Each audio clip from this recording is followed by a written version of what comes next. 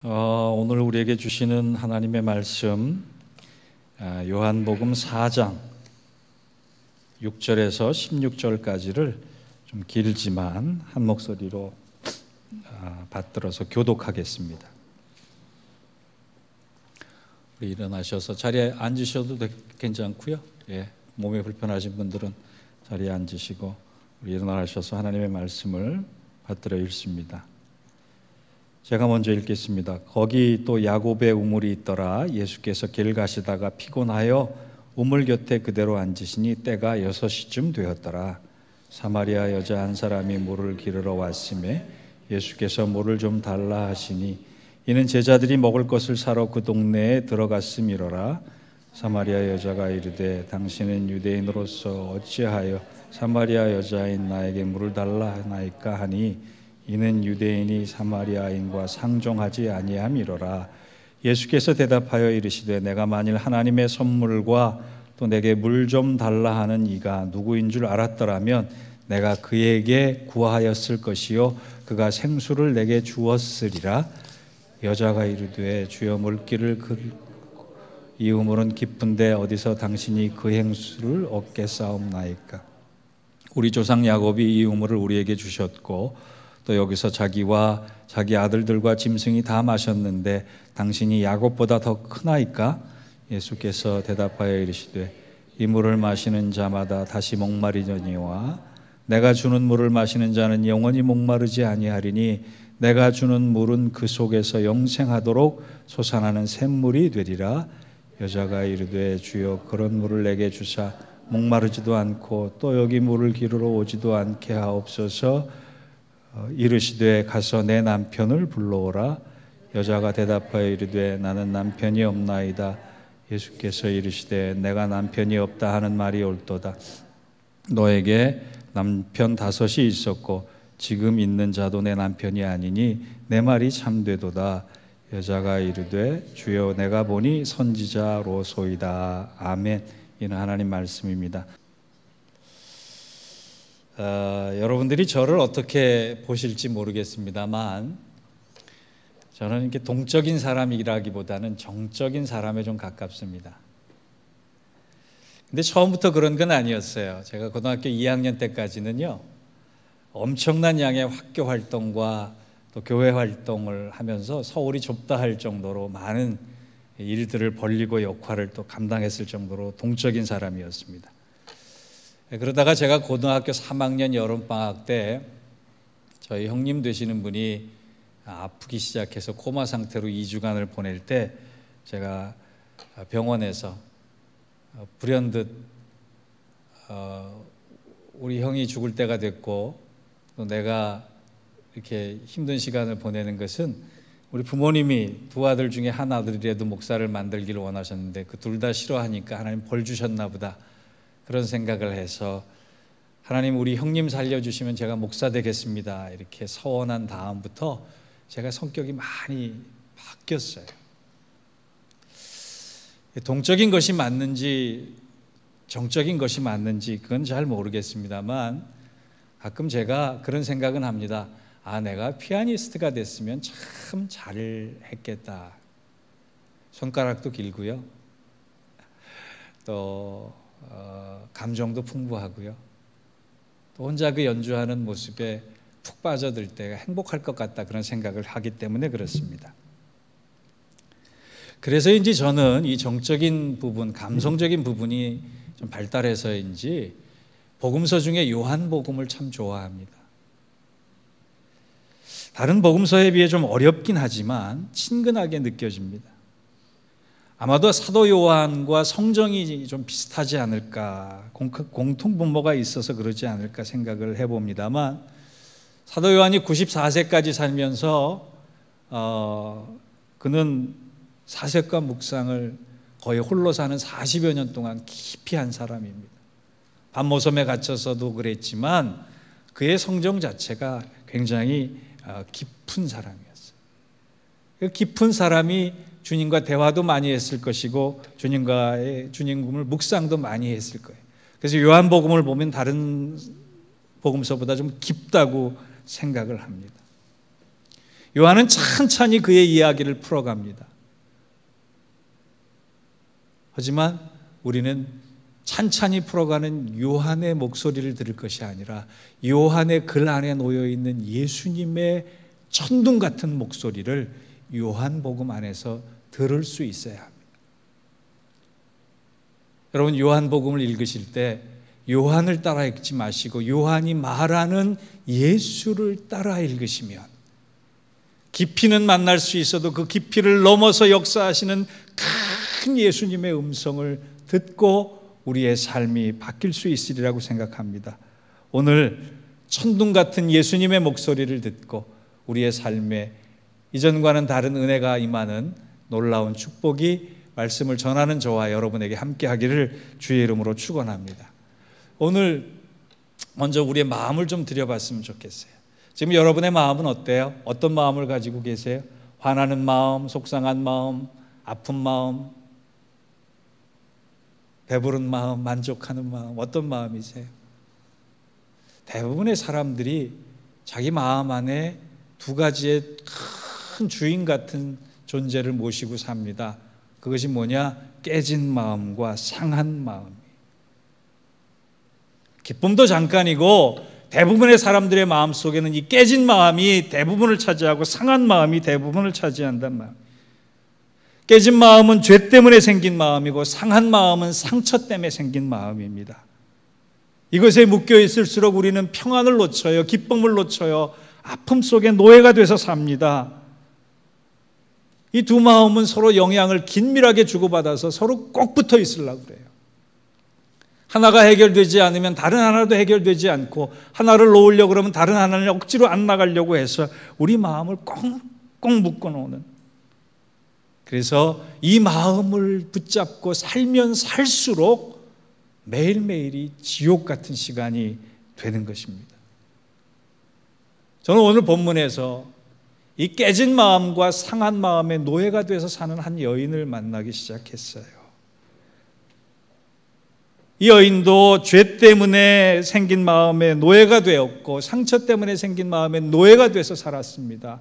그런데 이 여인이 예수님을 만나는 순간 삶의 총체적인 전환점은 물론이요, 인생의 이전과는 다른 자유함 속에 자기의 인생이 바뀌는 놀라운 역사를 우리가 요한을 통해 증언받고 있습니다. 여러분, 오늘 그 여인이 누구냐 하면 일명 사마리아 땅 수가성에 사는 남편을 6번이나 바꾼 여인이라는 그 이야기입니다. 나중에 부르겠지만 우물가의 여인처럼 난구했네 헛되고 헛된 것들을, 이 찬양이 복음성가의 배경이 바로 이 본문을 통해 나오는 겁니다. 수가성, 수가라는 이름을 돈을 주고 샀다라고 하는 뜻입니다. 본문에 이제 6절에 야곱의 우물이란 말로 시작을 하잖아요. 야곱의 우물이 어떤 거냐 하면 외삼촌 라반의 집을 도망해서 베들로 올라가다가 약복강가에서 야곱이 환도뼈가 부러지면서 하나님을 만나는 사건을 경험합니다. 그리고 쩔뚝거리면서 어디를 갔느냐, 숫곳이라는 곳을 갔어요. 숫곳에서 이제 형 에서를 만나는 그 장면까지 가기 전에 물을 마시기 위해 돈을 주고 우물을 하나 사는데 그 우물이 바로 오늘 이 사마리아 땅의 우물입니다.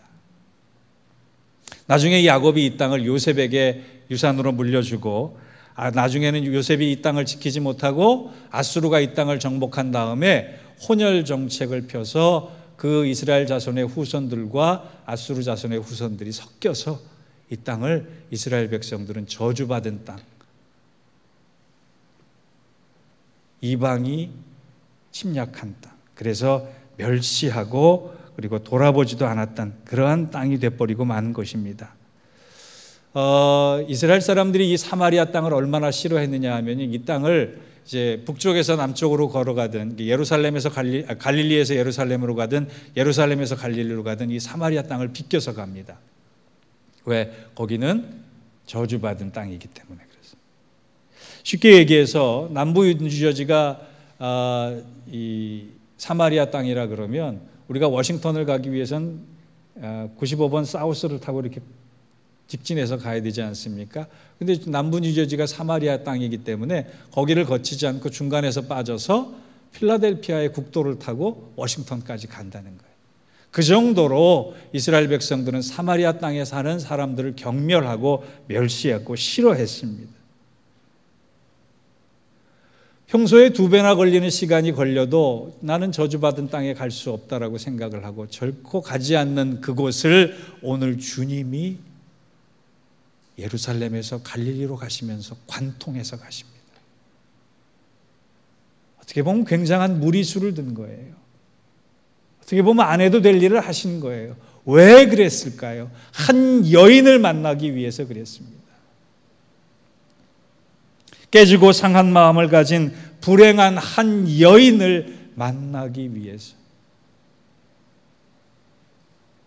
그 이유를 우리가 곰곰이 생각해 볼 필요가 있는데 저는 그 이유를 이렇게 생각합니다. 첫째, 수가성 여인처럼 상하고 깨진 마음을 가진 나를 찾아오시겠다는 예수님의 메시지를 이 일을 통해 전하고 싶은 거예요.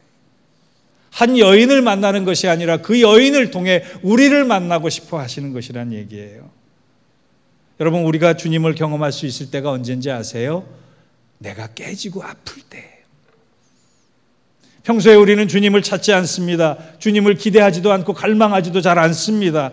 그런데 깨지고 아프면, 그 마음이 내 것이 되면 우리가 주님을 그제서야 비로소 생각하기 시작합니다. 그런 의미에서 만약에 내가 원치 않은 일로 어떤 아픔을 겪게 됐는데 그 일로 인해서 주님을 찾을 수 있다면, 주님을 만날 수 있다면 그 기뻐할 수 있는 일이라 생각해. 그래서 고난은 변장하고 찾아온 축복이다, 이렇게 얘기하는 거예요. 오늘 본문으로 잠깐 돌아가면은요, 우리가 이렇게 보통 본문의 여인을 오해하고 있는 부분이 하나 있습니다.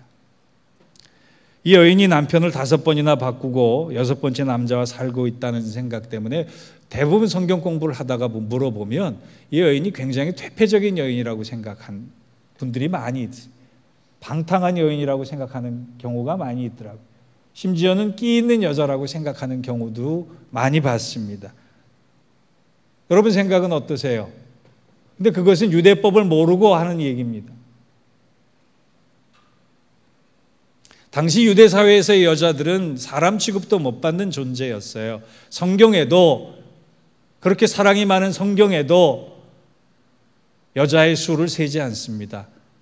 오병이의 사건만 해도 남자 장정 5,000명.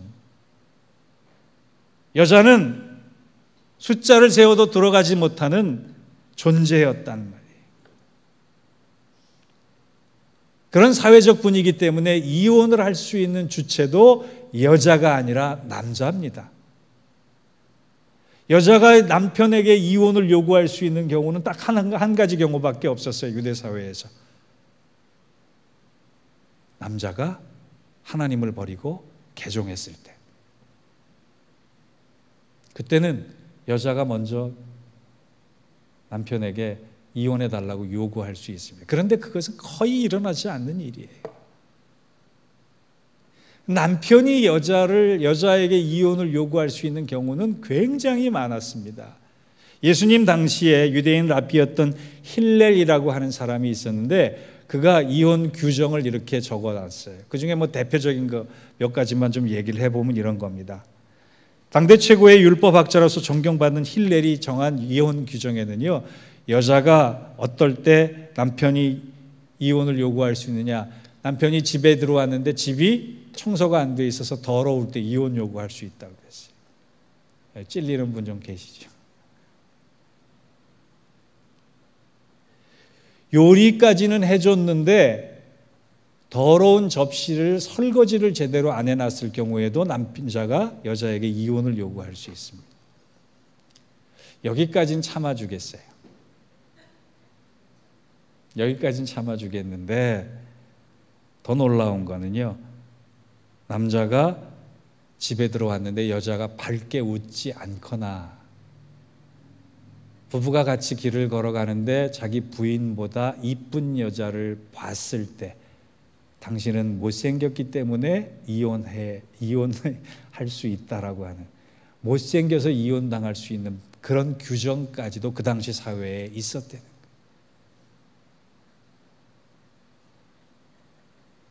당시의 여자들이 얼마나 긴장 속에 살아갈 수밖에 없었는지 우리가 그 얘기를 듣고 알 수 있지 않겠습니까? 이 사마리아 여인은 좋아서 남편을 6명이나 택한 것이 아니라 당시의 유대율법주의와 권위주의와 남성위주의 사회에서 짓밟힐 수밖에 없었던 사회적 약자이고 소외된 당사자였다는 거예요. 피해자요, 절망의 자리에 서 있는 한 많은 여인이 바로 오늘 이 여인이었다. 만약에 그래도 목사님 분위기가 그렇지 않습니다, 그렇게 얘기하실 분이 있으면 제가 반론을 제기할게요. 만약에 이 여자가 남자를 좋아했던 끼 있는 여자였다면 30대의 젊은 남자가 다가가서 말을 걸었는데 좋아해야 될 거 아니에요. 이 여자의 나이가 몇인지는 모르겠지만 이름도 없는 여자였지만 젊은 남자가 말을 걸었으면 좋아해야 될 거 아니에요. 그런데 물 한 잔 달라는 예수님의 말씀에 어떻게 반응합니까? 어찌해서 나한테 물 달라고 합니까? 아주 까칠하게 쏘아붙입니다.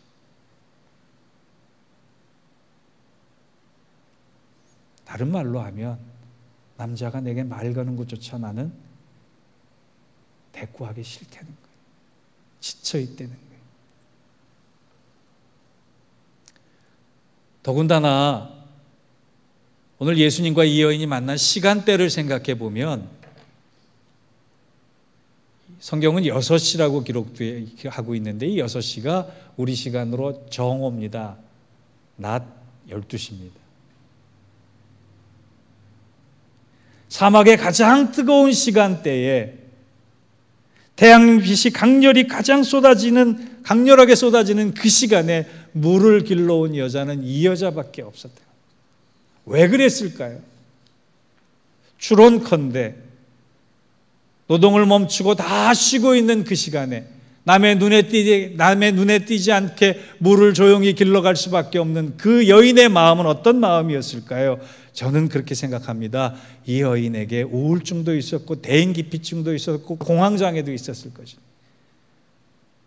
사람 하면 지긋지긋하고 사람의 얼굴, 사람의 관계는 쳐다보기도 싫고 사람 하면 지옥 같은 그 관계 속에 내가 다시는 개입하고 싶지 않다라고 하는 이 한많은 여인이기 때문에 사람 아무도 물 길러 오지 않은 그 시간대를 택해서 찾아왔다는 거예요. 만나는 사람마다 나를 조롱했고 만나는 사람마다 나를 손가락질했고 사람과 만나다 보면 피곤하고 고단하고 서러워지고 그래서 차라리 혼자 있는 것이 더 나을 수도 있겠다라고 생각을 했기 때문에 이 여인은 주님과 그 시간에 만날 수밖에 없었다는 거예요. 15절을 보시면 그 여인의 마음이 드러납니다. 여자가 이르되 주여 그런 물을 내게 주사 목마르지도 않고 또 여기 물 길러 오지도 않게 하옵소서. 이 말을 다른 말로 번역하면 주님 제가 사람과 마주치기 싫습니다. 혼자서 물을 얻어 먹을 방법만 있다면 사람과 관계하고 살지 않을 수만 있다면 제발 그 방법 좀 가르쳐 주십시오라고 말하는 거예요. 살다 보면 우리의 모습이 우리의 마음이 그런 여인의 마음과 똑같지 않습니까? 사람과의 관계에 지쳐서 우울증, 대인기피증, 공황장애가 깨진 마음, 상한 마음, 내 마음처럼 돼버리고 마는 사람이 제일 무섭고 사람이 제일 두려운 그 조건과 시간 속에 이 여인처럼 우리도 놓여 있지 않습니까? 그런데요, 주님은 그 여인을 찾아가셨듯이 그런 마음을 가지고 있는 우리를 찾아오시기를 원하십니다. 제가 다른 예를 하나를 들게요. 열왕기상 19장을 보면 엘리야가 있습니다. 엘리야는 대단한 선지자입니다. 이 선지자가 갈멜산에서 바알의 선지자들을 물리치고 위대한 승리를 거둡니다. 세상이 다 전부 내 것이 됐어요. 근데 하나님은 정작 이세벨을 통해 엘리야를 시험하십니다. 왕비 이세벨이 엘리야 나의 선지자들을 다 죽였으니 내가 저를 죽이겠다라고 하는 이 한마디를 듣고 갑자기 몰려오는 그 두려움 때문에 사막으로 도망가고 광야로 도망가기 시작합니다. 하나님께서 맡기시는 큰 대업을 앞에 두고 지금 패잔병처럼 살아가야 될 그의 모습이 아닌데, 저 같으면 그를 불러다가 야단을 쳤을 거예요. 너 지금 때가 어느 때인데, 너가 지금 시간이 어느 때인데, 너가 할 일이 이렇게나 많은데 너가 어디 도망가느냐, 이 위대한 승리를 계속 이어가야지라고 이야기했을 것 같은데 하나님이 고막 그대로 놔두십니다. 그리고 하나님을 멀리 떠나고 사명을 멀리 떠나는 이 엘리야에게 두 번이나 천사를 통해서 다가가셔서 어루만져 주십니다. 이 어루만져 주셨다는 얘기는요, 내가 너를 알아. 잘하고 있어. 도망은 가지만 내가 도망가는 너까지도 인정할게. 위로받아라. 힘 얻어라.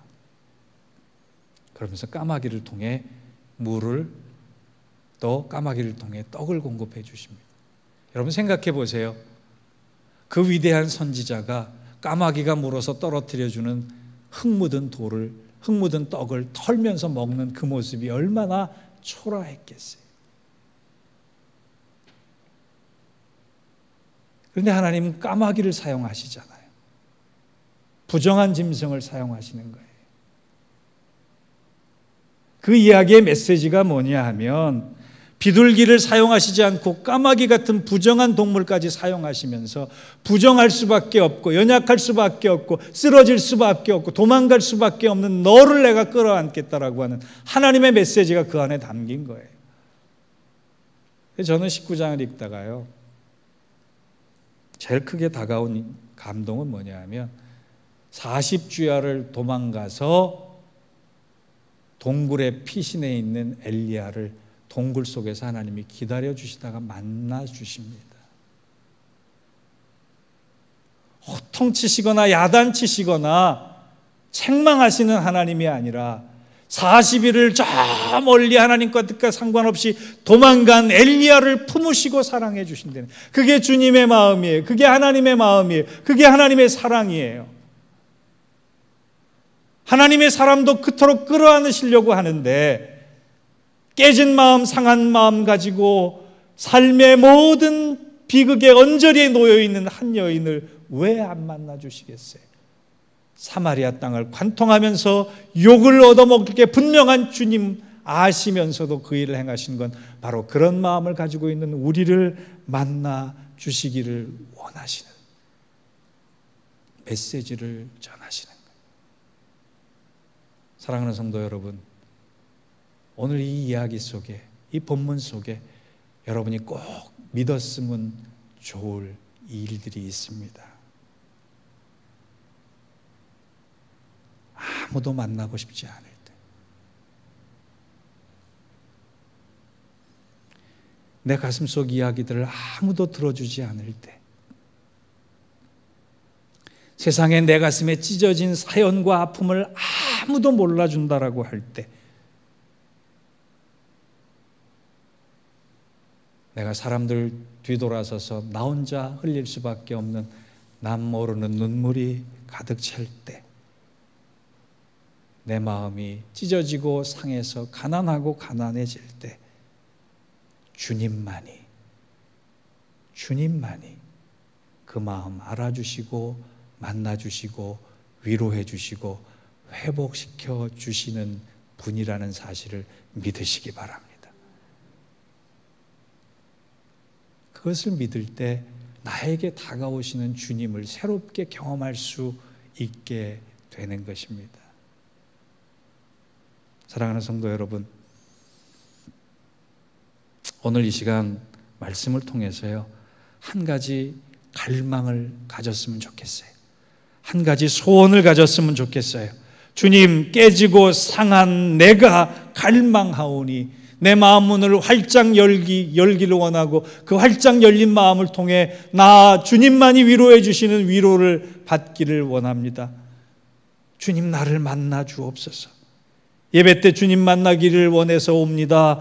기도도 주님 만나기 위해서 드립니다. 찬송도 주님 만나기 위해서 부릅니다. 이 모든 것을 주님을 만나기 위해서 내가 하오니 나를 만나 주옵소서. 이런 거룩한 소원을 가져보시기 바랍니다. 그러면 주님께서 여러분의 마음을 어루만져 주실 것이에요.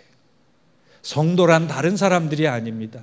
이 깨지고 상한 마음을 주님을 만나서 상처를 간증으로 만들 수 있는 사람이 되는 거예요. 여러분, 우리가 얼마나 바쁘게 삽니까? 얼마나 땀 흘리며 삽니까? 그런데 믿음의 스토리가 없는 사람은 나중에 하나님 앞에 가서 할 얘기가 없는 사람들이. 상처 많을 수 있습니다. 아픔 많을 수 있습니다. 견디기 힘들 수 있습니다. 그런데 그것으로 그치지 않고 그 상처가 오히려 주님을 만남으로 인하여 믿음의 스토리가 될 수 있는 축복이 저와 여러분에게 있기를 바랍니다. 오늘 예수님께서 이런 말씀하세요. 16절을 보니까 가서 내 남편을 데려오라 그래요. 대화상 굉장히 생뚱맞은 말입니다. 이 말씀 필요 없어요. 이 말씀 안 하셔도 돼요. 그런데 제가 남편이 없습니다라고 하는 여인의 말을 듣고 주님 뭐라 그러시느냐 하면 신통력 있게 말씀하신 것이 아니라 그 상처를 이렇게 뭐라 그러죠? 상처를 후벼 파는 거예요. 후벼 파는 거예요.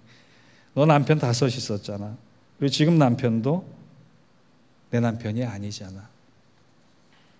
이게 무슨 말이냐 하면요, 보통 우리가 생각하던 능력 많아서 여자가 남편을 6명이나 가졌다, 그 얘기가 아니에요.